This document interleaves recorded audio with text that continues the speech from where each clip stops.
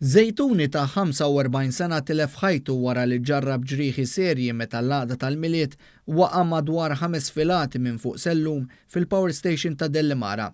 Fi stqarrija li l-Pulizija ħarġet l-4 filgħodu spjegat kif ir-raġel sfortunatament miet fit-taqsima tal-kura intensiva ġimgħa wara l-każ.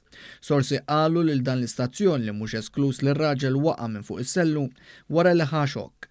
L-ewwel vittma għal din is-sena huwa Chris Portelli, missier ta' żewġ tfal, li kien volontier kbir fih dan l-għaqda mużikali Madonna tal-Grazzja banda San Mikil ta' Ħażabbar. Fil-fatt din l-għaqda mużikali ħassret il-marċ li kien mistenni jsir nhar il-Ħadd li ġej f'Ħażabbar b'torija ta' rispett.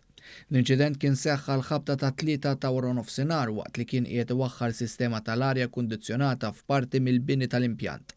Huwa kien ingħata l-ewwel għajnuna minn membri tal-Protezzjoni Ċivili mill-istazzjon ta' Dellimara fejn bdew jagħtuh is-CPR hekk kif huwa waqqaf jieħu nnifs kawża ta' ġrieħi serji f'rasu.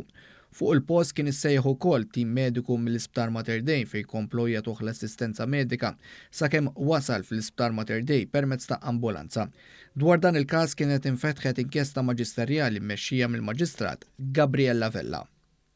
Intant f'każ separat raġel ta' 52 sena li jgħix il-belt isofri minn ġrieħi gravi wara li waqa' solar għoli minn scaffolding fuq ġewwa ta' Gazin fi triq Repubblika l-Belt. L-inċident seħħ l-ħabta ta' 9:09 tal-4 filgħodu meta r-raġel waqa' minn fuq l-scaffolding waqt li kienet jagħmel xi xogħol fil-Gazin stess.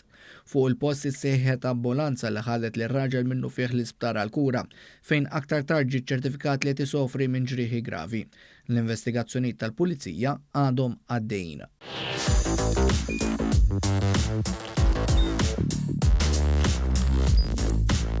Idħol fuq one.com.mt u hemmhekk tista' tara l-programmi kollha li jxandru fuq One permezz ta' One Play.